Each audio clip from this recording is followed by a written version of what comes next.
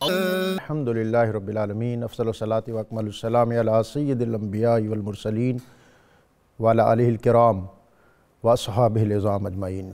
صبح نور کے ساتھ طاہر بخاری آپ سے مخاطب ہے۔ پروگرام کے آغاز میں ہمیشہ کی طرح حضرت ابو انیس محمد برکت علی کی تالیف اسماء النبی الکریم صلی اللہ علیہ وآلہ وسلم کا ایک اسم مبارک پڑھنے کی سعادت حاصل کر رہا ہوں۔ سیدنا الہادی صلی اللہ علیہ وآلہ وسلم، ہمارے سردار رہنمائی فرمانے والے، درود و سلام بھیجے اللہ آپ صلی اللہ علیہ وسلم پر اور آپ صلی اللہ علیہ وآلہ وسلم کی آل پاک پر اور آپ کے اصحاب پر۔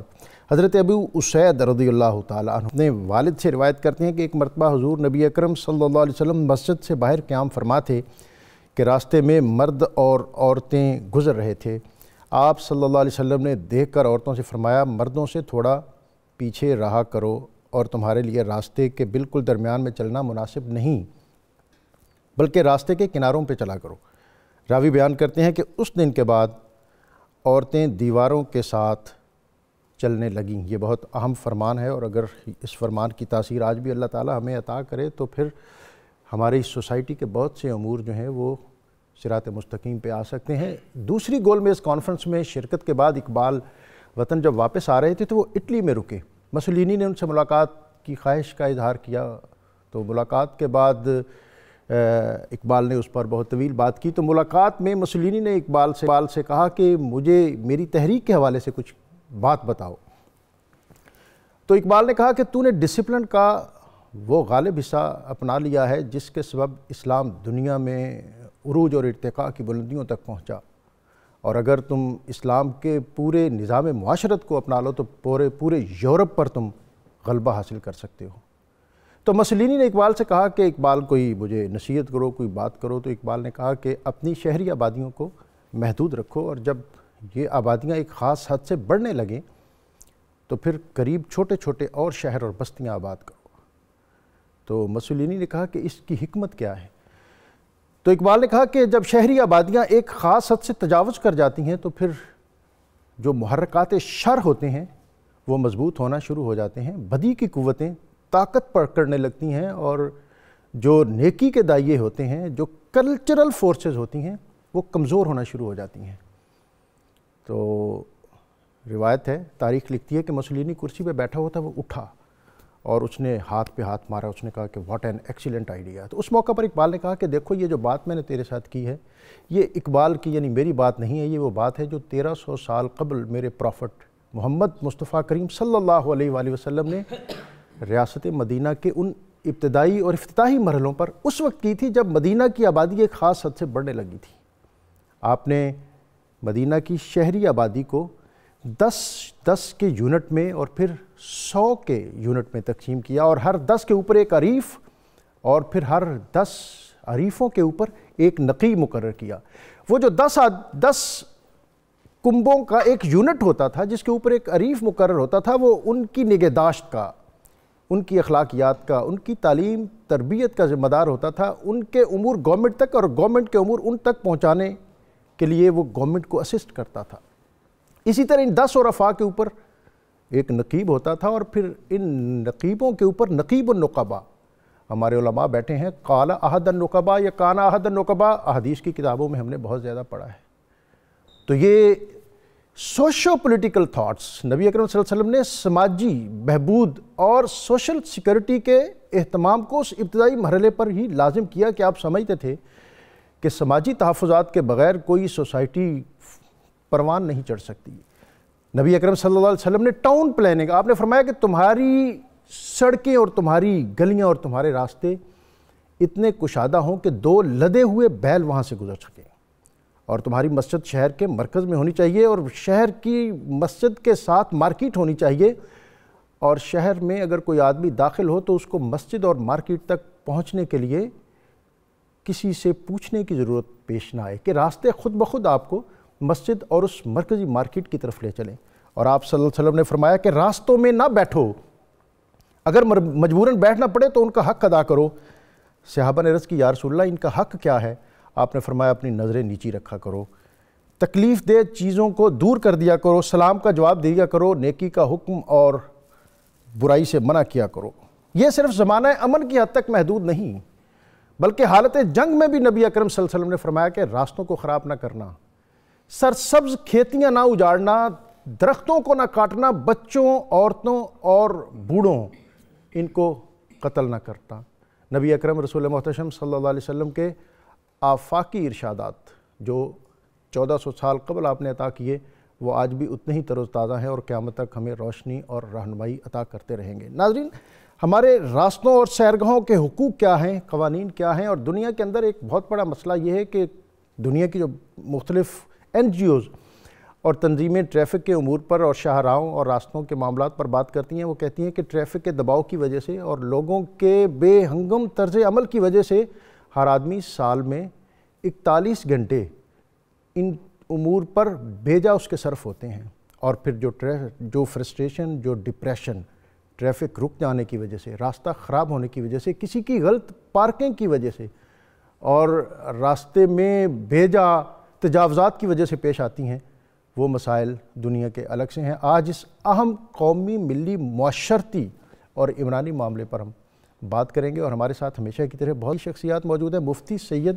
صابر حسین ماہر اقتصادیات بھی ہیں اور عالم دین ہیں، سید ہیں۔ ہمارے ساتھ ایک بہت محترم شخصیت آج کا جو ہمارا موضوع ہے اس سے متعلق کیپٹن لیاقت علی ملک، یہ CTO ہیں لاہور کے، اور اگر اختیار کے ساتھ فکر و نظر کی بالیدگی میسر آ جائے تو پھر اللہ تعالیٰ بہت سی راہیں انسان کے لیے کشادہ کر دیتے ہیں۔ اور ہمارے ساتھ تیسرے مہمان علامہ محمد احمد برکاتی، 92 برانڈ جو ہے اس کے جو علماء ہیں ان میں ان کا ایک بہت وقیع اور معتبر نام ہے۔ میں تمام شخصیات کو خوش آمدید کہتے ہوئے مفتی سید صابر حسین صاحب آپ سے درخواست کروں گا کہ آپ ابتدا میں ہمیں قرآن و سنت کی روشنی میں راستوں کے آداب اور ان کے حقوق جو ہیں اس حوالے سے روشنی اور رہنمائی عطا فرمائیں۔ اعوذ باللہ من الشیطان الرجیم، بسم اللہ الرحمن الرحیم۔ بہت شکریہ بخاری صاحب، اور آج بہت اہم ٹاپک پہ گفتگو کے لیے مجھے مدعو کیا گیا۔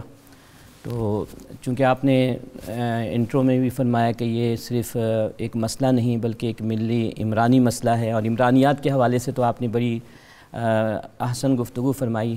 علامہ ابن خلدون مجھے اس وقت یاد آ رہے تھے کہ انہوں نے جو تاریخ ابن خلدون میں شہروں کی آبادی کے حوالے سے اور ان کو کنٹرول کرنے کے حوالے سے بہت اچھی تجاویز دی ہیں۔ عربی میں الصراط اور سبل کا لفظ استعمال ہوتا ہے راہ کے لیے، راہ گزر کے لیے، شاہراہ کے لیے عام طور پر۔ یہ صراط جو ہم اہدنا الصراط المستقیم کہتے ہیں۔ اب آپ دیکھیں نا، یہیں سے یہ آپ کہہ لیں انٹینجیبل جو ہے شاہراہ کی طرف اشارہ ہے، ہدایت کی طرف اشارہ ہے کہ وہیں سے آغاز ہوتا ہے، اور اللہ تعالیٰ نے پہلی صورت ہی میں الصراط کے ساتھ راہ کی اہمیت کو واضح کر دیا۔ اللہ تعالیٰ نے بہت ساری نعمتیں ہمیں عطا فرمائی ہیں جن کا ذکر قرآن مجید کی متعدد آیات میں فرمائی ہے، اور ان کا ذکر بہت احسن انداز میں۔ ان نعمتوں میں ایک نعمت اللہ تعالیٰ جو ہے راستے کو بھی قرار دے رہا ہے، جیسا کہ سورہ زخرف میں اللہ تعالیٰ نے ارشاد فرمایا کہ الذی جعل لکم الارض مہدا، کہ اللہ وہ ہے کہ جس نے تمہارے لیے زمین کو بچھونا بنایا، راست جو ہے قیام کی جگہ اس نے بنائی۔ وَجَعَلَ لَكُمْ فِيهَا سُبُلًا، اور اس زمین پر اللہ نے تمہارے لیے راستے کو پیدا کر دیا، جن راستوں پر تم جو ہے چل کر اپنی منزل کو پا لیتے ہو، اپنی ڈیسٹینیشن کو پا لیتے ہو۔ تو راستے کو یا راہ گزر کو اللہ تعالیٰ نے بطور نعمت خاص بیان فرمایا ہے قرآن عظیم کے اندر۔ رسول اللہ صلی اللہ علیہ وآلہ وسلم کی احادیث مبارکہ کا جہاں تک تعلق ہے تو حضرت ابو سعید خدری رضی اللہ تعالیٰ عنہ راوی ہیں، صحیح بخاری اور کتاب المظالم میں یہ حدیث مبارک موجود ہے کہ ایک مرتبہ صحابہ کرام نے عرض کیا کہ یا رسول اللہ صلی اللہ تعالیٰ علیہ وسلم، ہمیں بسا اوقات ضرورت پڑتی ہے کہ ہم راستے میں بیٹھیں یا وہاں سے گزریں، جبکہ آپ نے فرمایا ہے کہ راستے میں بیٹھنے سے اجتناب کرو، بچو، حالانکہ ہمیں ضرورت تو پڑتی ہے۔ تو رسول اللہ صلی اللہ علیہ وسلم نے ارشاد فرمایا کہ فَإِذَا أَبَيْتُمْ إِلَّا الْمَجَالِسَ، کہ اگر تمہیں راستوں میں مجلسیں منعقد کرنے کی ضرورت پیش آ جائے، وہاں سے گزرنے کی ضرورت پیش آ جائے، تو پھر ایسی صورت میں تم راستوں کا حق ادا کیا کرو۔ جناب صحابہ کرام نے عرض کیا کہ یا رسول اللہ صلی اللہ علیہ وسلم یہ راستے کا حق ہے کیا؟ تو آپ نے فرمایا جو ابھی آپ نے انٹرو میں بھی اشارہ کیا کہ غض البصر، کہ جب تم راستے میں رہو یا مجلسیں منعقد کرو، بیٹھنا تمہیں پڑے تو اس صورت میں اپنی نگاہیں نیچی رکھو۔ وکف الاذی، یہ بہت اہم ہے اس اعتبار سے، آج کے موضوع کے اعتبار سے، وکف الاذی، اور راستے سے تکلیف دہ چیزوں کو ہٹاؤ۔ ورد السلام، اور اگر گزرنے والا تمہیں سلام کرے تو اس سلام کا جواب دو۔ اور پھر نبی کریم صلی اللہ تعالیٰ علیہ وسلم نے فرمایا کہ اور راستے میں چلتے ہوئے بیٹھتے ہوئے بھی تمہیں امر بالمعروف اور نہی عن المنکر کرنا ہے۔ امر بالمعروف اور نہی عن المنکر کرنا ہے، یہ آج کی بڑی کلیدی اور بنیادی بات، اور میں سمجھتا ہوں کہ آج کا پروگرام اگر اسی حدیث شریف کے جلاؤ میں لے کر بھی ہم آگے بڑھتے رہیں تو شاید ہمارے لیے روشنی اور رہنمائی اس میں سے میسر آ جائے اور ہم کوئی ایسا لائے عمل بنانے میں کامیاب ہو جائیں جس سے ہماری شاہراہیں آسودہ ہو جائے۔ کیپٹن صاحب، آج کے موضوع کے حوالے سے میں کوئی سوال نہیں کروں گا، آپ سے چاہوں گا کہ آپ کیا فرمانا چاہتے ہیں؟ جی، میں سب سے پہلے تو آپ کا شکر گزار ہوں کہ آپ نے اتنا اچھا جو ایک ٹاپک کے اوپر آپ نے لوگوں کی اویئرنیس کے لیے بیسیکلی آپ نے اپنا حصہ ڈالا 92 چینل کے اس پلیٹ فارم سے۔ لاہور کی میں اسپیسیفک اگر بات کروں تو لاہور میں جو صراط مستقیم، راستے سے پتھر ہٹانا، راستے سے رکاوٹیں ہٹانا، ایک تو ہمارا ایک کلچر بن گیا ہے کہ ہم نے راستے کو بیسیکلی پولیوٹ کرنا ہے، راستے کو گندا کرنا ہے، اور نبی صلی اللہ علیہ وسلم نے اس پر بڑی وعید فرمائی ہے، اور اس شخص کو جو راستوں کو آلودہ کرتا ہے اس پر لعنت تک کے الفاظ جو ہیں حدیث میں ہمیں ملتے ہیں کہ جو شخص جو ہے راستوں کو آلودہ کرتا ہے، خراب کرتا ہے، اور پھر کسی نہ کسی طرح لوگوں کے لیے اس میں رکاوٹ کا باعث مسائل پیدا کرتا ہے۔ ڈاکٹر صاحب، اصل میں ہمارا ایشو یہ ہے کہ ہم اسلام کو رکھنا چاہتے ہیں معذرت کے ساتھ ڈرائنگ روم تک، ڈسکشن کے پوائنٹ آف ویو تک، یا جسٹ پارٹ آف کہ ایک سمبولک تھنگ، ہم اس کو دوسرے کو تو ٹیچ کرنا چاہتے ہیں، ہم امپلیمنٹ کرنے کے لیے اپنی ذات کے اوپر نہیں ہم کرنا چاہتے، نہ ہم اپنے بچوں کو یہ بات بتانا چاہتے ہیں۔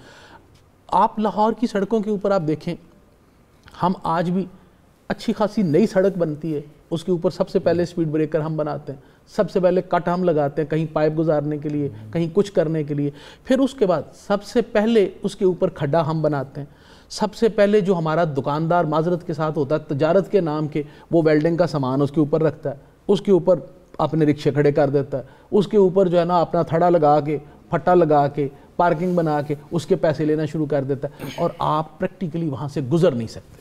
یہ ایک پورشن ہے، اور ہم اس کے اندر کبھی غربت کا سہارا لیتے، او جی غریب آدمی جی روٹی کما رہے ہیں، غریب آدمی نے اگر سڑک پہ ہی روٹی کمانی ہے تو پھر سڑکیں ساریاں بند کر دینے لاہور دیاں۔ ہم نے 240 پلازے، کچھ روڈز کا سروے کیا، 240 پلازے ایسے تھے جن کی بیسمنٹ میں پارکنگ بننی تھی، انہوں نے وہ پارکنگ توڑ کے، ڈیزائن میں موجود ہے، توڑ کے دکانیں بنا کے بیچ دیں، ابھی وہ ساری آپ کی سڑک کے اوپر ہے، وہ ساری گاڑیاں آپ کی سڑک کے اوپر پارک ہو رہی ہیں، آپ کا اور میرا رائٹ آف وے خراب ہو رہا ہے اس کے اوپر۔ اسی طرح آپ جو 90% کمرشل ایریاز ہیں، آپ ان میں چلے جائیں، جتنی کمرشل ایکٹیویٹی ہے دکاندار اپنی دکان سے باہر کر رہا ہے، اس نے دکان کے آگے ایک تھڑا لگایا ہوا ہے، اس تھڑے سے آگے اس نے ریڈی لگائی ہوئی ہے، اس کے پیسے وہ الگ لے رہا ہے، اس سے آگے پھر وہ گاڑیاں موٹر سائیکلیں کھڑی کر رہا ہے، تو میری اور آپ کی سپیس کمپرومائز ہو رہی ہے۔ اسی طرح روڈز کے اوپر آپ چلے جائیں تو ہمارا جو ایک عام شہری ہے وہ فارغ ہوگا سوائے سوشل میڈیا کے اوپر ٹائم ضائع کرنے کے، اس کو اور کوئی کام نہیں، لیکن روڈ کے اوپر وہ اتنی ایمرجنسی میں ہے کہ جیسے آگ لگ گئی اور اس نے آگ بجھانے جانا، اور بہت فرض شناسی کے ساتھ ہی آگے گزر رہا ہے۔ اور اس کے بعد دوسرا جو امپورٹنٹ آپ دیکھیں، سب سے زیادہ ایکسیڈنٹس جو ہیں وہ رمضان میں افطاری کے وقت ہوتے ہیں، عصر اور مغرب کے درمیان، عصر اور مغرب کے درمیان سپیڈ لگی ہوئی ہے، کوئی نیچے دے دیا ہے، کچھ کر دیا۔ پھر اس میں ہمارا رویہ دوسرا کہاں سامنے آتا ہے، روڈ سائڈ پہ گاڈ فاربیڈ ایکسیڈنٹ ہو گیا تو ہمارا امیڈیٹ رسپانس کیا ہونا چاہیے کہ اس کو ہم بندے کو ریسکیو کریں، اس کو ہم فیسیلیٹیٹ کریں، لیکن کیا کریں گے، کی ہویا ہم ٹریفک جیم کر دیں گے، سیلفیاں ویڈیو نہیں کر رہے تو اس کو ہیلپ نہیں کر رہے، اور اس کو ایمبولینس کا راستہ روک رہے ہیں ہم پوچھنے کے لیے، اور وہ لین ساری بلاک ہو گئی۔ آپ دیکھ لیں کل ایک جگہ پہ پیک ٹائم تھا، تقریباً 3 بجے کے قریب کی بات ہے، مال روڈ کنال کے اوپر رش اتنا ہوتا ہے کہ آپ روٹین میں نہیں گزر سکتے، 4 گاڑیاں آپس میں ٹکرائی ہیں، ہم نے ان کے ترلے ڈال رہی ہیں کہ جی اس وقت رش کا ٹائم ہے اور جیل روڈ انڈر پاس میں ویسی کیپیسٹی 2 لین کی ہے، آپ مہربانی کر کے گاڑیاں سائڈ پہ کر لیں، انہوں نے کہا نہیں جی ہم نہیں کریں گے۔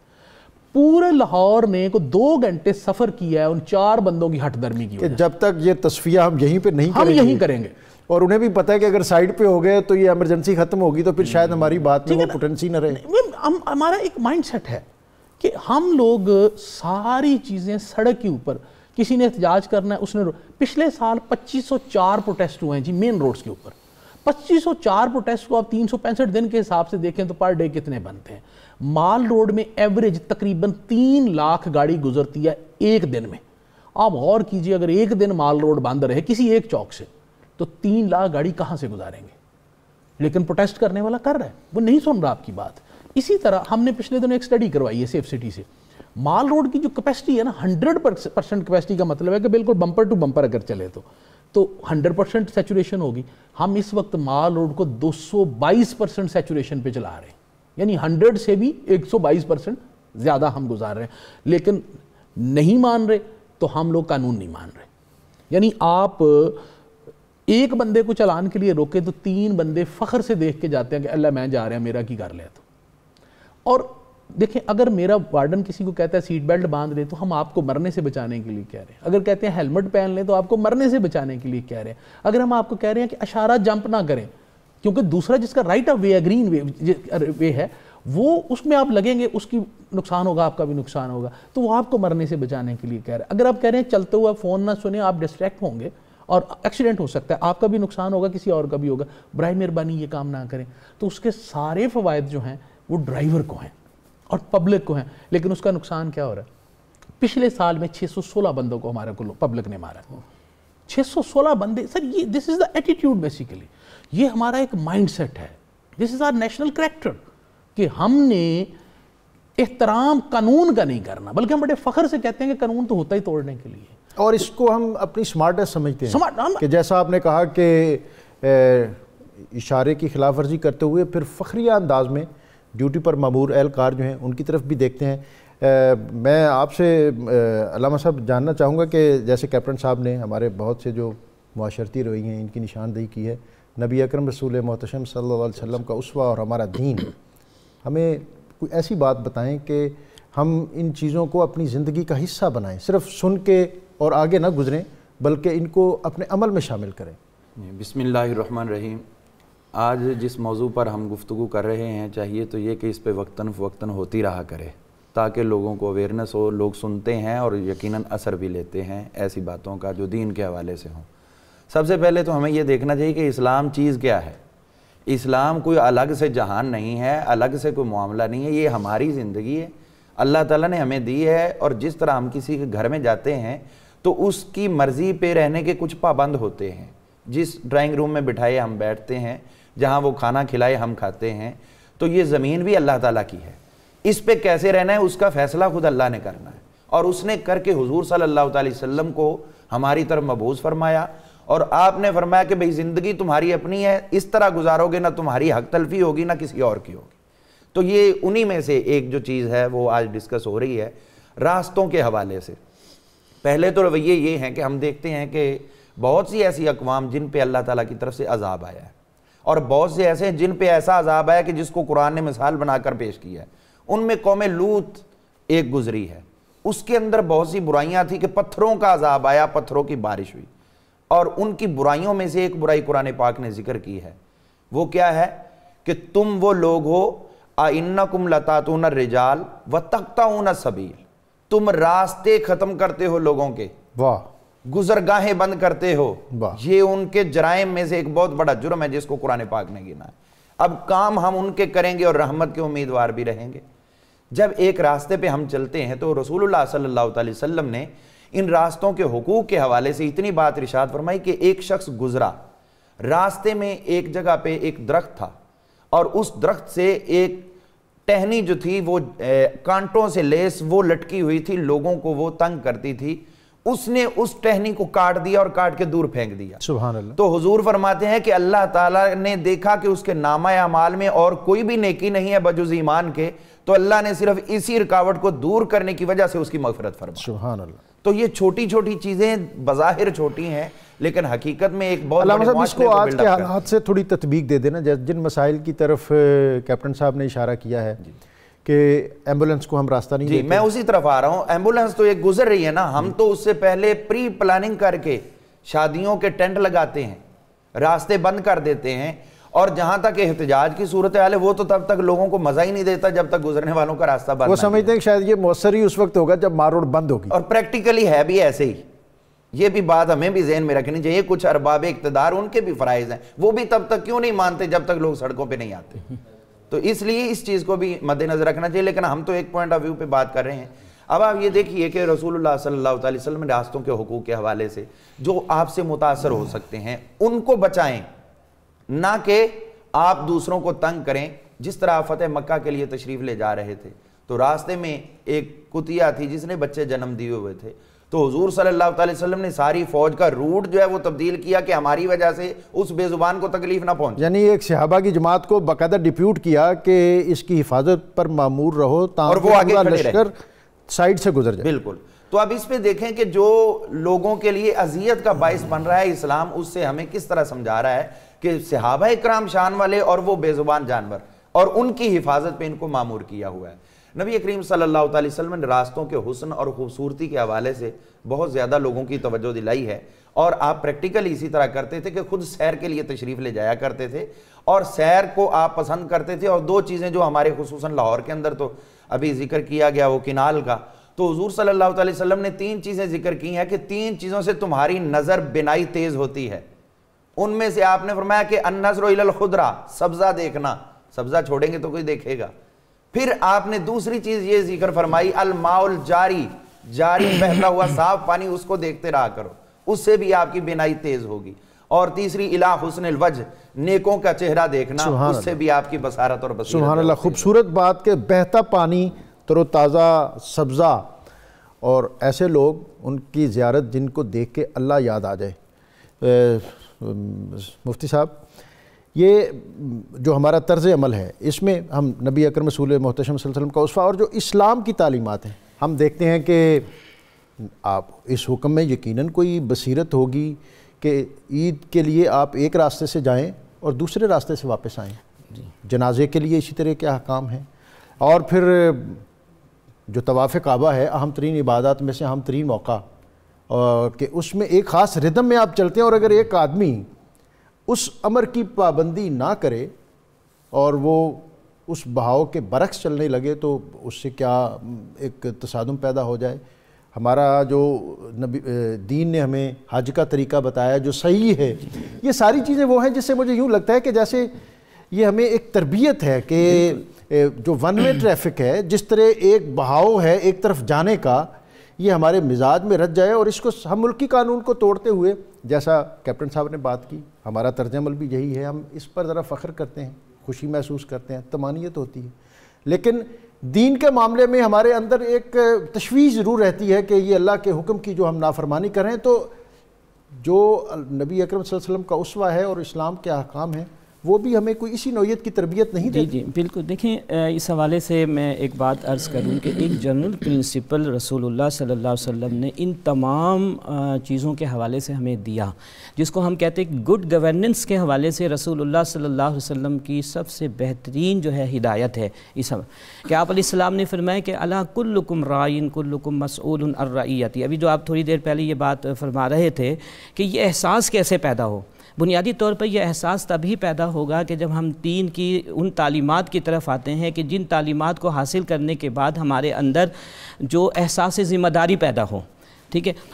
ہم اپنے حقوق کی تو بات کرتے ہیں، ہمارا توجہ ہمارے فرائض کی طرف جو ہے وہ نہیں ہوتی۔ تو آپ نے فرمایا کہ تم میں سے ہر ایک رسپانسبل ہے، ہر ایک سے اس کی رسپانسبلٹی کے بارے میں سوال کیا جائے گا۔ اب رسپانسبلٹی کے بارے میں سوال کیا جائے گا تو آپ راستے میں چل رہے ہیں تو یو آر دا رسپانسبل، آپ کو فالو کرنا ہے، اور راستے میں چلیں گے تو راستے کے حقوق اس کے ساتھ ساتھ یہ ہم پر لازم ہے۔ اور ڈاکٹر چاس نے کہا تھا کہ ایک تنکے سے اونٹ کی کوہان ٹوٹ سکتی ہے، اور اس کا مطلب بھی یہی تھا کہ اگر آپ ایک غلطی تھوڑی سی معمولی سی آپ کی غلطی جو ہے وہ موٹر وے پہ یا ایکسپریس وے پہ یا عام سڑک پر، جیسا کیپٹن صاحب نے کہا کہ پیچھے سے آنے والی کتنی گاڑیاں اور ان کا جو وقت ہے اور ان کا جو بہاؤ ہے اور ان کی جو توانائی ہے وہ ضائع ہوتی ہے، اس پہ صرف ہوتی ہے۔ یہ ہمارا جو ایک قومی کردار اس حوالے سے ایسا بلٹ ہونا چاہیے، ایسا ہماری شخصیت ایسی ان خطوط پر اس کی تعمیر ہونی چاہیے جس سے ہم ان امور کا خیال رکھیں۔ یہاں ہمارے ساتھ ایک کالر ہیں۔ السلام علیکم۔ وعلیکم السلام جی مبشر صدیقی صاحب خوشاب سے آپ کو خوش آمدید. صدیقی خوشاب سے تھینک یو سر, بہت مہربانی. السلام علیکم تمام کو. جی بہت شکریہ. جی میرا سوال آج کا یہ ہے کہ ہماری سوچ میں کس چیز کی کمی ہے کہ ہم قانون پہ چل کے خوش نہیں ہوتے, قانون کو توڑ کر بہت خوش ہوتے ہیں. یہ ہم ہمارے آج جو شخصیات ہیں ہم ان سے پوچھیں گے. کہ اور کالر ہمارے ساتھ موجود ہے. جی السلام علیکم. جی محمد اشفاق صاحب کاموں کی سے آپ کو خوش آمدید.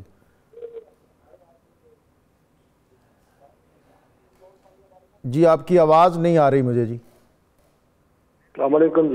جی وعلیکم السلام. میری گزارش ہے جناب ملک صاحب سے.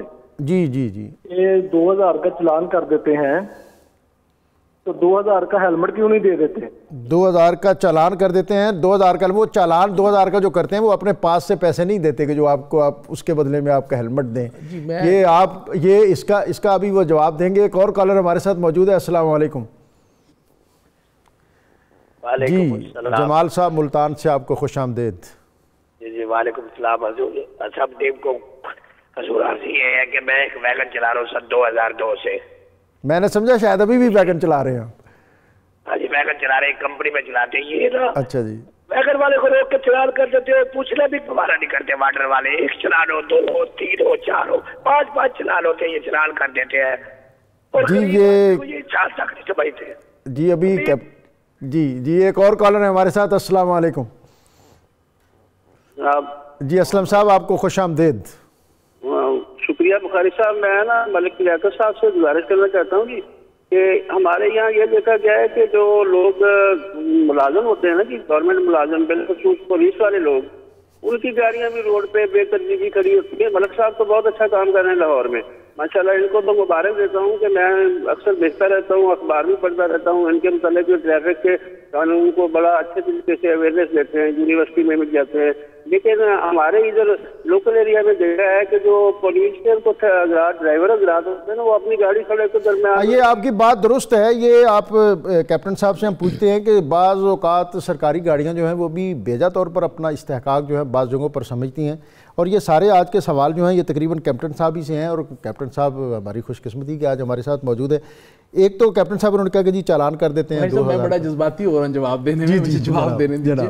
پہلا جو سوال تھا جو خوشاب سے صاحب نے سوال کیا کہ ہم قانون کیوں نہیں فالو کرتے. جی دیکھیں ہمارا جب بچہ گھر سے نکلتا ہے تو وہ 1 ویلنگ کر رہا ہوتا ہے تو ماں باپ کو پتہ ہوتا ہے کہ موٹر سائیکل لے کے گیا ہے. جب تک وہ فوت نہیں ہو جاتا گاڑی کے نیچے آ کے, ماں باپ کو یاد نہیں آتی اولاد. جب وہ فوت ہوتا ہے کسی کی گاڑی کے نیچے آ کے, پھر ہم اس گاڑی والے پہ پرچہ کرواتے ہیں کہ یہ امیر آدمی ظالم ہے, ہمارا کوئی قصور نہیں, نہ ہمارے بچے کا قصور ہے. جب وہ پتنگ چڑھا رہا ہوتا ہے چھت پہ چڑھ کے, ہمیں پتہ ہوتا ہے چھت پہ چڑھا رہا ہے. جب اس کی ڈور سے 2 بندے مر جاتے ہیں تو اس وقت ہم کہتے ہیں جی غریب آدمی اور ہمارے گھر پہ پولیس نے ریڈ کر دی ہے.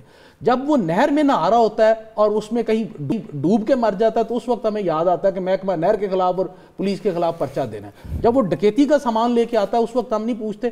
جب وہ مقابلے میں کہیں مارا جاتا ہے نا, یا کسی جگہ پہ لائیو انکاؤنٹر میں اس کو کچھ ہو جاتا ہے, پھر ہم کہتے ہیں, قرآن بھی اٹھاتے ہیں اور ہم کہتے ہیں جی پولیس بڑی ظالم ہے, بڑا ظلم ہوا ہے. تو یہ جو 1.5 لاکھ پرچے لاہور میں ہوئے ہیں یہ سارے پولیس کے ظلم سے نہیں ہوئے, لوگ لٹ رہے ہیں تو وہ ہمارے ہی بندے کر رہے ہیں. یہ ہمیں ماں باپ کو سوچنے کی ضرورت ہے, ہم نے اپنے بچوں کا کیا کرنا ہے.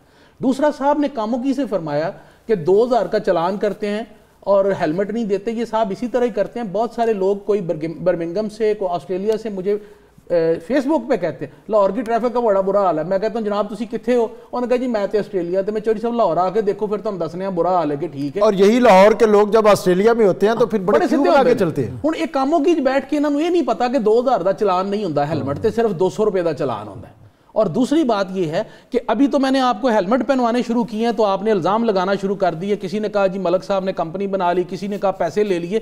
یہ کسی نے نہیں کہا کہ 83% لوگ مرنے سے بچ گئے ہیں لاہور میں ہیلمٹ پہننے کی وجہ سے. تو اگر ہم آپ کو ہیلمٹ موقع پہ دینا شروع کر دیں گے تو آپ کہیں گے اس میں سے بھی پولیس نے کمیشن لینا شروع کر دیے. خدا کے واسطے یہ 1965 کا موٹر وہیکل آرڈیننس ہے, اس میں ہے کہ آپ نے ہیلمٹ پہننا ہے. یہ کیپٹن لیاقت کے کہنے پہ مت پہنے, اپنا سر بچانے کے لیے پہنے. اپنے بچوں کو جو ہے نا وہ وہ مرنے سے بچانے کے لیے اور یتیم ہونے سے بچانے کے لیے اور اپنی بیوی کو بیوہ ہونے کے لیے جو ہے نا اس کو پہنے. یہ ہماری طرف نہ دیکھیں کہ ہم ہیلمٹ دیں. آپ کو سوچنا چاہیے کہ گھر سے نکلنے سے پہلے آپ سر میں پہنے. آپ کا سر, بدقسمتی یہ ہے کہ آپ کا سر روڈ کے اوپر پھٹ جائے گا, لیکن آپ کہتے ہیں بالوں کا جیل خراب نہیں ہونا چاہیے, ہیلمٹ نہیں ہم نے پہننا. وہ غریب آدمی 70,000 کا موٹر سائیکل آگ لگا کے جلا لے گا, وہ کہے گا میں نے ہیلمٹ نہیں پہننا, میری عزت کا مسئلہ خراب ہوتا ہے. اور پورا دن سوشل میڈیا کے اوپر پولیس کو گالیاں دیتے ہیں کہ یہ ہیلمٹ کیوں پہنوا رہے ہیں. اس کا پولیس کو کوئی فائدہ نہیں ہے. کیپٹن صاحب یہ ملازمین کے حوالے سے بھی جی میں بتاتا ہوں, جی آگے ملازمین کا بھی بتاتا ہوں. سب سے زیادہ چالان پولیس ملازمین کے ہم نے کیے ہیں ہیلمٹ نہ پہننے پہ. ہم نے آئی صاحب نے سرکولیٹ کیا سب کو, ڈی پی اوز کو, قلعہ گجر سنگھ پولیس لائن میں بغیر ہیلمٹ کے موٹر سائیکل والا اندر نہیں گھسنے دیتے وہ, صرف اس وجہ سے کہ اس نے ہیلمٹ کیوں نہیں پہنا. اور میرے وارڈنز کے پولیس والے ان کے دشمن ہیں کہ یہ ہماری شرم نہیں کرتے اور ہمارے چلان کرتے ہیں کہ ہم نے ہیلمٹ نہیں پہنے. ہمارا ٹوٹل نان سپیئرنگ ایٹیٹیوڈ ہے, ہم بالکل ٹالریٹ نہیں کرتے. پولیس کی گاڑی اگر کہیں کو غلط کھڑی ہے ہم اس کو معاف نہیں کرتے. کوئی ہیلمٹ نہیں پہنا ہم بالکل روک کے اس کو چلان کرتے ہیں, ہم نہیں معاف کرتے. لیکن having said that we are living in a society جہاں جس طرح ہم نے پہلے بات کی, اسلام نظم و ضبط کی تعلیم دے. واہ سبحان اللہ. اسلام کا ایک مکمل, جب ہم کہتے ہیں نا مکمل کوڈ آف لائف, اسلام نے کوئی پہلو نہیں چھوڑا جس پہ ہمیں گائیڈ نہیں کیا. کیپٹن صاحب جس طرح یہ ٹریفک میں وقفہ بہت ضروری ہے نا, اسی طرح پروگرام میں بھی وقفے کا وقت, تو آپ کی باتیں جو ہیں یہ بڑی ولولہ انگیز ہیں. ہم انشاءاللہ اور ان سے اختصام کریں گے. ناظرین یہاں وقت ہے ایک وقفے کا. اس وقفے کے دوران نبی اکرم رسول محتشم صلی اللہ علیہ وسلم کی بارگاہ میں اپنی عقیدتوں, ارادتوں اور محبتوں کا نذرانہ بھی پیش کیجئے. درود شریف سنیے بھی اور پڑھیے بھی.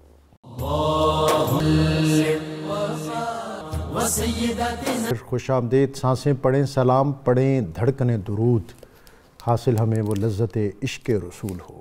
اربعین درود و سلام مفتی سید صابر حسین کی کتاب کے ٹائٹل پہ جو حدیث شریف ہے میں آپ کے ساتھ شیئر کر دیتا ہوں. قیامت کے دن میرے سب سے زیادہ قریب وہ ہوگا جو مجھ پر کثرت سے درود پڑے گا.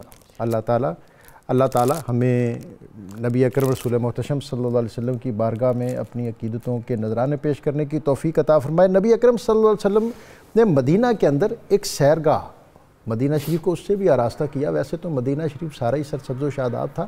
محی النقی ایک سیرگاہ تھی جس کو آپ نے پودوں سے اور سبزے سے ڈھکا اور ڈھالا, اور آپ صلی اللہ علیہ وسلم از خود وہاں تشریف لے جاتے تھے. مدینہ کے لوگ بھی وہاں تشریف لے جاتے تھے. اور آج دنیا اس نتیجے پر پہنچی ہے کہ وہ شہر اور وہ سوسائٹی اور وہ خطہ, وہ کوچہ, وہ علاقہ گرو ہی نہیں کر سکتا جہاں سیرگاہیں نہ ہوں. اور ایسی سیرگاہیں جو شہروں کے وجود کے لیے لازم ہے. مدینہ منورہ کی وہ جو ریاست جس کا ہم تذکرہ کرتے ہیں اس میں سبزہ تھا, اس میں حسن و خوبی کے سارے استعارے موجود تھے, اس لیے کہ از خود نبی اکرم رسول محتشم صلی اللہ علیہ وسلم ان کا وجود سعید اور آپ کی ہدایات اور آپ کی رہنمائی اس خطے کو, ان علاقے کو اور قیامت تک کے لوگوں کو میسر ہے. میں بطور خاص سیرگاہ کے حوالے سے آپ سے برکت صاحب جاننا چاہوں گا کہ اسلام میں سیر اور سیرگاہ, ہمارے ہاں آج جو مادیت اتنی ہے کہ ہمارے پاس وقت ہی نہیں ہے, تو نبی اکرم صلی اللہ علیہ وسلم کا اسوہ ایک تو سیرگاہیں جو ہیں ان کو آراستہ کرنا اور پھر ان کے اندر جانا, ان سے استفادہ کرنا. جی اس حوالے سے اسلام نے بہت واضح رہنمائی دی ہے. سیرگاہوں کا حسن جو ہے وہ سبزے سے ہوتا ہے اور اس کے بغیر تو سیرگاہ ہوتی نہیں. سبحان اللہ. اسلام کا بنیادی نقطہ نظر یہ ہے کہ آپ دیکھیں گے کہ عمومی مقامات پر جہاں حضور صلی اللہ علیہ وسلم نے کسی نیکی کا تذکرہ فرمایا ہے تو اس کی بشارت کے لیے یا اس کے اجر کے لیے ساتھ ذکر فرمایا کہ اللہ تعالیٰ اس کے بدلے میں آپ کو جنت میں ایک درخت لگا دے گا. واہ سبحان اللہ. اتنے درخت لگ دیں گے. یہ سارے کا سارا کانسیپٹ جو ہے یہ ہمیں اللہ تعالیٰ نے خود عطا فرما دیا. اب جو سبزہ ہے اس کے حوالے سے ہم اگر اس بات کو دیکھیں تو سبز رنگ تو اتنا ہے کہ پوری دنیا کے تمام مسلمان ممالک جو ہیں ان کے پرچم کا یہ نشان ہے. واہ. تو اس کا مطلب یہ ہوا کہ ہم اگر سبز رنگ کو بطور رنگ قبول کرتے ہیں تو ہمارے ملک و ملت کی وہ پہچان بنتا ہے, تو پریکٹیکلی ہم اس چیز کو کیوں نہیں اڈاپٹ کرتے. اور یہ ویسے بھی اب امن اور محبت کی علامت بن چکا ہے نا یہ سبز رنگ جو ہے. اسی طرح حضور صلی اللہ علیہ وسلم کے سبز گنبد مبارک کے ساتھ نسبت کی برکت سے نبی کریم صلی اللہ علیہ وسلم نے سحرگاہوں کے حوالے سے یہ چیز بطور خاص فرمائی کہ آپ جس طرح ذکر کر رہے تھے کہ وہ باہر تشریف لے کے جاتے تھے, حضور صلی اللہ علیہ وسلم نے پودے لگانے کے حوالے سے بطور خاص توجہ دلائی اور فرمایا کہ تم میں سے کوئی شخص اس پہ قیامت بھی آ رہی ہو, یعنی وہ فوت بھی ہو رہا ہو, تو اس کے پاس وقت ہو تو پھر بھی اس کو چاہیے کہ مرتے ہوئے بھی ایک پودا لگا دے. واہ. مرتے ہوئے بھی ایک پودا لگائے, آنے والی نسل کے لیے جو ہے وہ کچھ نہ کچھ انتظام کر کے جائے. من مات فقط قامت قیامت ہو, جو مر گیا اس کی قیامت قائم ہوگی. تو اپنے آخری وقت تک آپ اس چیز پہ آئیں. نبی کریم صلی اللہ علیہ وسلم نے مزید دیکھیے, جو ہم سورہ الرحمن شریف پڑھتے ہیں تو اس میں اللہ تعالیٰ نے جگہ جگہ پر جو جنت کا حسن بیان کیا ہے, اس میں درختوں کی بات کی ہے, اس میں جاری پانی کی بات کی ہے. یہ سارے کا سارا رہنائیاں جو ہے وہ انہی چیزوں کے ساتھ عبارت ہیں. نبی کریم صلی اللہ علیہ وسلم کی حیات طیبہ جو ہے ان درختوں کے حوالے سے, آپ وہ مشہور واقعہ جو الشمامۃ الانبیاء کے اندر بھی جو صدیق حسن خان بھوپالی صاحب نے اور زمخشری وغیرہ ان سب نے درج کیا ہے, وہ ہجرت کی دن جو آپ حضرت معبد کے خیمے کے پاس گئے تھے تو وہاں ایک چھوٹا سا پودا تھا, تو حضور صلی اللہ علیہ وسلم نے دیکھا کہ وہ مرجھایا ہوا ہے اور آپ نے کلی فرمانی تھی, تو آپ نے پانی ادھر ادھر پھینکنے کی بجائے اس پودے کی جڑ میں ڈال دیا. سبحان اللہ. اور اس کی یہ برکت ہوئی کہ صبح جب اٹھے تو دیکھا تو وہ ایک کامل درخت بن چکا تھا. اور اس کی پھر یہ برکت رہی کہ اس کا بہترین پھل, اس کے اوپر حسن اور رانائی آپ کی ظاہری حیات طیبہ تک رہی. زمانہ خلافت راشدہ تک جو ہے اس کا پھر وہ جو ہے سلسلہ ان کے ختم ہونے کے ساتھ پھل اس کا کم ہو گیا, اور جب حضرت امام علی مقام شہید ہوئے تو پھر وہ درخت جو ہے یعنی ماحولیاتی پاکیزگی بھی ہے اور ماحولیاتی آلودگی جو ہے اس سے بچنے کی تلقین بھی ہے. میں کیپٹن صاحب آپ کی طرف بھی آتا ہوں, اور ظاہر ہے بہت سے سوال تو آپ سے متعلق ہیں اور لوگ گرم جوش بھی ہیں کہ ظاہر ہے ہمارے یہاں کوئی پولیس افسر بالخصوص, ویسے تو کوئی بھی افسر, لیکن اگر پولیس افسر ان کے سوالوں کی زد میں ہو تو لوگ بڑے خوش ہوتے ہیں. ایک تو ویگن والے نے یہ پوچھا تھا کہ جناب ہم پر بھی بڑا ظلم ہوتا ہے, اور میں چاہوں گا کہ آپ ظاہر ہے لکھنے پڑھنے سے بھی آپ کا تعلق ہے, اور جو کتاب سے تعلق بالعموم تو ہم نوکری میں آنے کے بعد ختم کر دیتے ہیں, لیکن جو لوگ رکھتے ہیں پھر ہم سفر اور بھی سرگرم سفر تھے, لیکن مجھ کو سیاد نے رفتار سے پہچان لیا, تو لوگوں نے آپ کو پہچان لیا ہے کہ آپ بصیرت اور بسارت پہ لوگوں سے ذرا آگے ہیں. صحیح آپ کی محبت ہے. ڈاکٹر صاحب پہلے تو جو ابھی مفتی فرما رہے تھے تو دیکھیں نا, ہم کتنا نبی پاک صلی اللہ علیہ وسلم کی بات کے اوپر عمل کرتے ہیں کہ آپ نے فرمایا مرتے دم بھی درخت لگا دے اور ہم کاٹتے ہیں, دن کی روشنی میں بھی رات میں کی تاریکی میں بھی کاٹ, اور اس میں میرے خیال سوسائٹی اور اسٹیٹ دونوں ہی ذمہ دار, ہم تباہی اتار رہے ہیں نا اس کی, اور اس میں الٹیمیٹلی ہم اپنا نقصان کر رہے ہیں. اسٹیٹ کا نقصان تو ہم نے کیا کرنا ہے, اپنا نقصان. اچھا سر, یہ جو ابھی وین کی بات ہوئی, جی لوگوں کو ایجوکیٹ کرنے کے لیے I personally go to colleges, universities, drivers کے ساتھ بھی ہم مختلف جگہوں پہ مزدا ایسوسیشن اور باقی ان کو ہم کہتے ہیں ان کے رکشہ ایسوسیشن پلیٹ فارم پہ جاتے ہیں, ڈرائیورز کو اکٹھے کرتے ہیں اور ان کو ہم ان سے بات کرتے ہیں, ان کو ایجوکیٹ کرنے کی کوشش کرتے ہیں. کیونکہ جو سب سے امپورٹنٹ چیز ہے نا, جو یہ کمرشل ڈرائیور ہے نا, اس کے ہاتھ میں 35-40 50 لوگوں کی زندگی تو ہر صورت میں ہے ہر وقت. اور پاکستان میں آپ غور کریں کہ ہمیشہ لیفٹ سائیڈ والی لائٹ جو ہے آپ کو مہنگی ملے گی, لیفٹ سائیڈ والا شیشہ مہنگا ملے گا, کیونکہ ڈرائیور رائٹ والی جب لگنے لگتا ہے رائٹ والی سائیڈ اپنی بچا لیتا ہے, لیفٹ والی مروا دیتا ہے. میرے خلاف بہت بڑا احتجاج اس بات پہ ہوتا ہے کہ لائسنسنگ کا طریقہ آسان کریں.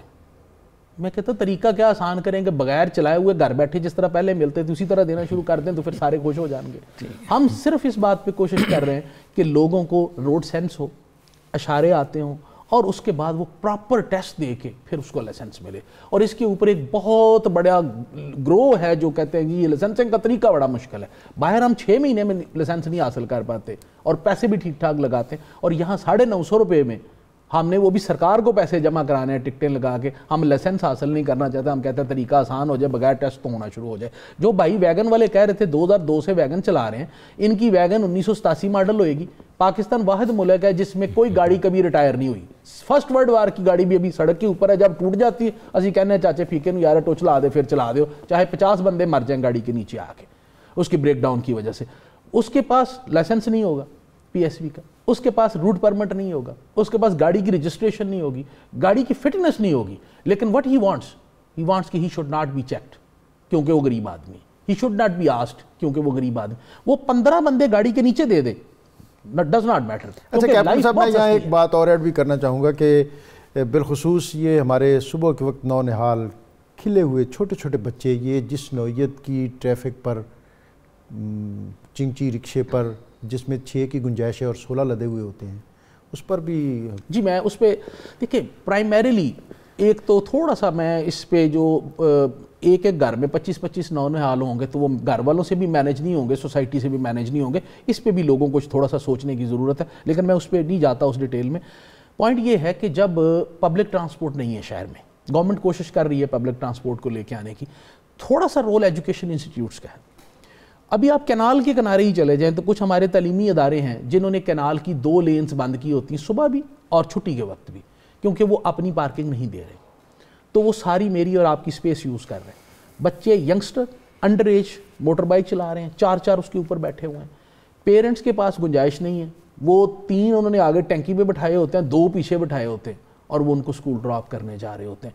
ایک اینگل وہاں پہ ہیومن اینگل آتا ہے کہ یار اگر یہ بچے اسکول چھوڑنے جا رہے ہیں، اس کو پکڑ کے بند کر دیں تو کیا کریں، الٹرنیٹ میں ان کو کیا دے رہا ہوں، تو آئی ڈونٹ ہیو۔ دوسری بات، چنگچی پرنسپلی انلیگل سواری ہے، 7 وینڈرز ہیں پاکستان میں as per honourable supreme court's ruling جن کو الاؤ ہے چنگچی بنانا، لیکن ہر گلی میں چنگچی بن رہا ہے۔ تو وہ ایک کیونکہ آپ کے پاس پبلک ٹرانسپورٹ ہے نہیں، ہماری اس جو پروڈکشن ہے اس کے آگے تو دنیا دم بخود ہے، اور جاپان والے خود میرے خیال ورتہ حیرت میں ہوں گے۔ جی ایسا ہی ہے، ہم آپ گلی کوچے میں بن رہا ہے نا، جو یاما جو 2 آدمیوں کے لیے ہے وہ 16 لے کے جا رہا ہے، جب ہم اس کا چالان کرتے ہیں تو وہ آگ لگا دیتا ہے، اور جب نہیں کرتے تو وہ گاڑی کے نیچے آ جاتا ہے۔ ہم دونوں طرف سے پس رہے ہیں، ٹریفک پولیس بالخصوص۔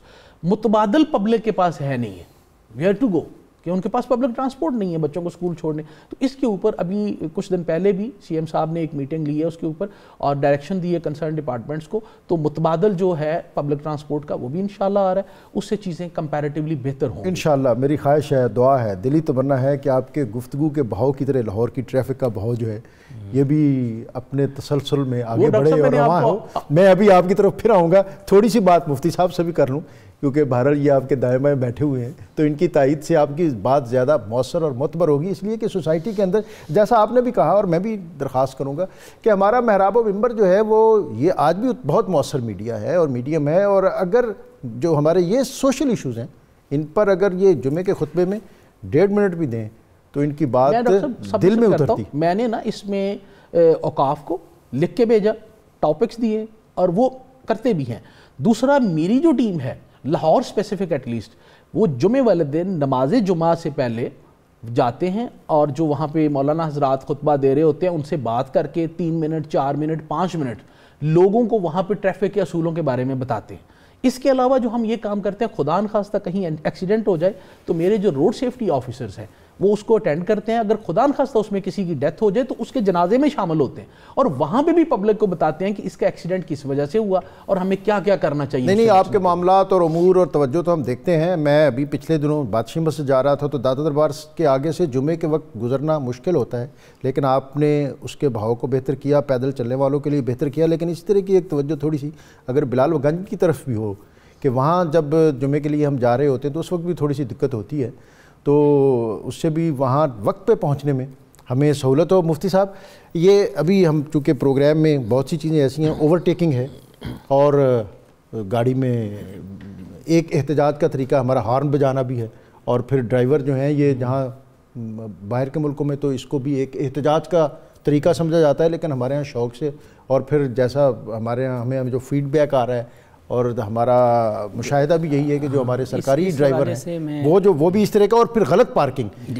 یہ میں چاہوں گا کہ ہمارا پینل جو ہے اس پر بھی ہمیں ضرور دیکھیں ڈاکٹر صاحب، یہ اس حوالے سے رسول اللہ صلی اللہ علیہ وسلم کی جو حدیث مبارک ہے وہ ہمیں رہنمائی کرتی ہوئی نظر آتی ہے، کیونکہ یہ ساری صورتیں ہارن دینا، موسیقی اونچی آواز سے بجاتے ہوئے گزرنا، ایک پہلو اور بھی ہے، کیپٹن صاحب بہت اچھی باتیں ہمیں بتا رہے تھے اور میں خوش ہو رہا تھا، میں اس حوالے سے خوش ہو رہا تھا کہ گراؤنڈ ریالٹیز جو ہیں وہ ہمیں اس کے کچھ برعکس بھی نظر آتی ہیں۔ یہ کینال سائٹ پہ جو بات کر رہے ہیں کہ صبح کے وقت سنڈے کو یا کسی بھی چھٹی کے دن ٹریفک کی 6-7-8 بجے ہمارے نوجوان جو ہے نا وہ ان کی وہاں پہ جو شاہین پرواز ہے وہ دیکھنے والی میں عرض کروں کہ ٹریفک قوانین کی جہاں تک بات ہے تو قوانین تو ہیں، موجود ہیں، ایک پہلو پہ شاید ہماری توجہ نہیں گئی، میں چاہ رہا ہوں کہ اس کی طرف بھی توجہ ہونی چاہیے کہ رول آف لاز کی جو ایک کمی ہمارے ہاں ہے، اور جو رولرز کی لاز ہم دیکھتے ہیں،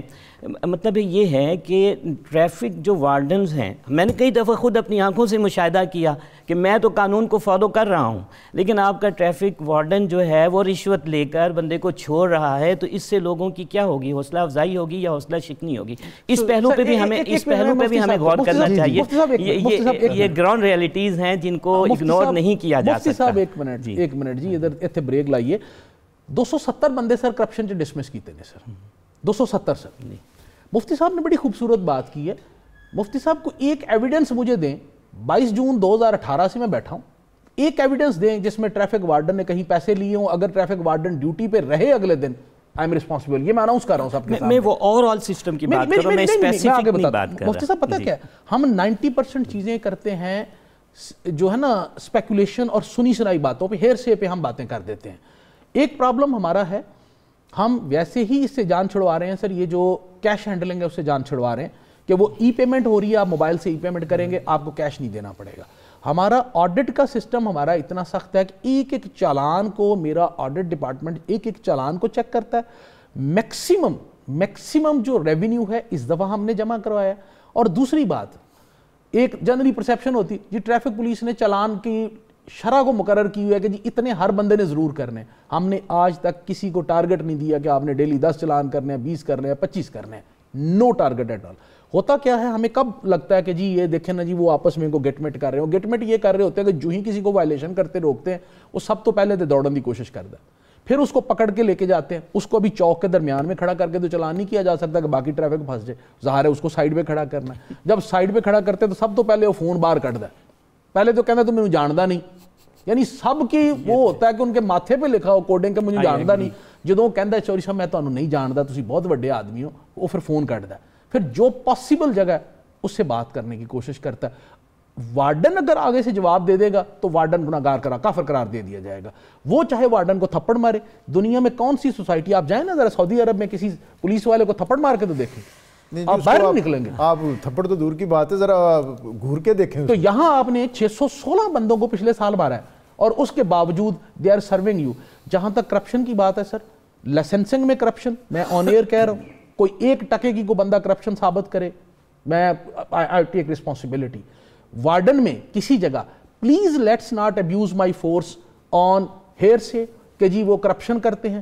if somebody has an evidence please visit my office. میں فیس بک پہ بھی جواب دیتا ہوں, میں سوشل واٹس ایپ پہ بھی جواب دیتا ہوں, میرے پاس کمپلینٹ 8787 سے ہے اس پہ بھی جواب دیتا ہوں, پی ایم پورٹل سے ہے, انکوائری کرتے ہیں. سر زیرو ٹالرنس اگینسٹ کرپشن, سر زیرو ٹالرنس. 270 بندے ہیویسٹ جو ہے نا کہیں فائن ہے کہ میں نے ڈسمس کی ہیں صرف اس بات پہ جنہوں نے کرپشن کی ہے, لیکن باقی 3400 بندے کو پھر برا مت کہیں. جی کیپٹن صاحب, میں آپ کا بہت زیادہ شکر گزار ہوں. آپ کی بڑی مؤثر, خوبصورت, پرمغز باتیں جو ہیں وہ ہمارے لیے یقیناً روشنی اور رہنمائی کا باعث بنیں گی. مفتی سید صابر حسین اور علامہ محمد احمد برکاتی, آج ہم ان سے ان کی جو ایک علمی اورا ہے اس کے مطابق ہم استفادہ نہیں کر سکے, لیکن ظاہر ہے آپ کا تو اپنا پروگرام ہے اور کیپٹن صاحب کبھی کبھی ہمیں ہمارے ہاتھ لگتے ہیں, تو میں آپ سب کا شکر گزار ہوں. نبی اکرم رسول محتشم صلی اللہ علیہ وسلم کا اسوہ جو ہے, اور پھر اس کے ساتھ جو بنیادی کمی ہے, تعلیم بہت ہے, نئی روشنی کے نام پر بہت سے اجالے ہیں, لیکن تربیت کی کمی ہے. ہم ذہنی طور پر ان چیزوں کو قبول کرنے کے لیے بھی اس طرح تیار نہیں ہو رہے, اور اس میں جتنی ذمہ داری سوسائٹی کی ہے, ریاست کی ہے, اس سے کہیں بڑھ کر ہمارے والدین کی ہے کہ جو اپنے 10-12 سالہ بچے کو گاڑی دے کر روڈ پہ بھیج دیتے ہیں, اور پھر وہ سڑک پر ون ویلنگ بھی ہوتی ہے, آلات موسیقی جو ہے اس سے سوسائٹی پلوٹ بھی ہوتی ہے. اور اسلام جو ہے یہ ماحولیاتی آلودگی اور حفظان صحت کے جتنے اصول ہیں ان کو ہمیشہ مد نظر رکھتا ہے. اور اس میں بطور خاص میں ایک آخری بات وہ یہ بھی عرض کرنا چاہتا ہوں کہ جس کو امام بخاری نے باقاعدہ باندھا, یعنی راستے میں کنواں بنانے کا حکم جب اس سے کسی کو تکلیف نہ پہنچے. اس کا مطلب یہ ہے کہ پانی پلانا اجر و ثواب کا باعث ہے, لیکن کنواں اگر کسی ایسی جگہ پر نکالا جائے جس کے سبب وہاں کیچڑ ہو, راستہ آلودہ ہو اور وہ لوگوں کے چلنے میں دقت کا باعث ہو, تو اس چیز کو اسلام جو ہے اس نے کنڈیم کیا ہے. اس کی دل آزاری, کسی کی دل آزاری کی وجہ سے آپ کوئی ایسا کام کریں جس سے سوسائٹی متاثر ہو, اس کو اسلام جو ہے وہ روکتا ہے.